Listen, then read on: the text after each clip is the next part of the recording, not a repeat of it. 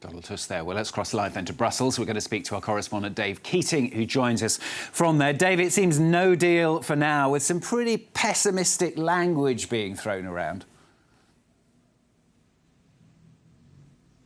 Yeah, this all comes after some disastrous negotiations on Sunday.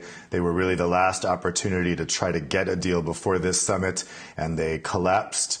The EU side said there would be no more talks before today's council. So the key thing to watch today is, can Theresa May convince the other 27 EU leaders that a deal is still possible?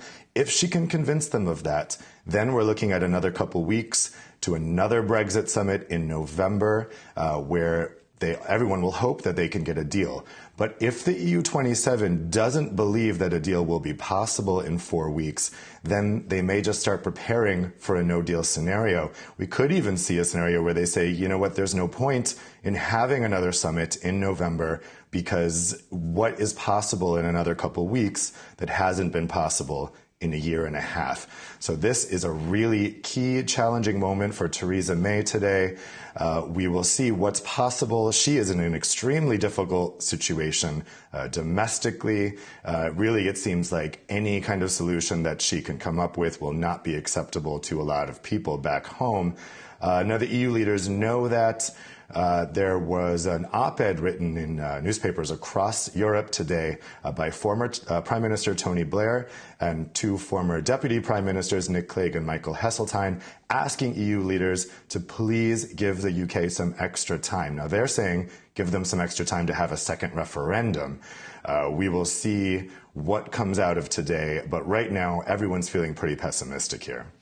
Dave, all this language, though, isn't it all just part of the political posturing of politicians, and actually there will be a deal in the end come November? Yeah, journalists here in Brussels are no strangers to last-minute deals. We certainly saw this during the Eurozone crisis, that leaders would really save decisions until the very, very last moment, the wee hours of the morning, partly to show their domestic audiences that they were fighting hard in their corner.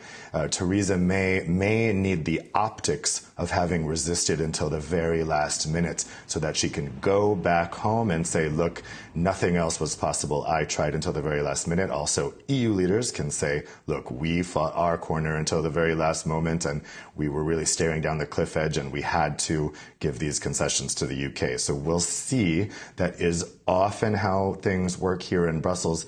But the reality is this is a really difficult situation, and it's hard to see solutions, particularly to this Irish border issue, that are going to be acceptable. The basic fact is one side is going to have to blink here. And I guess we'll see tonight which side that will be.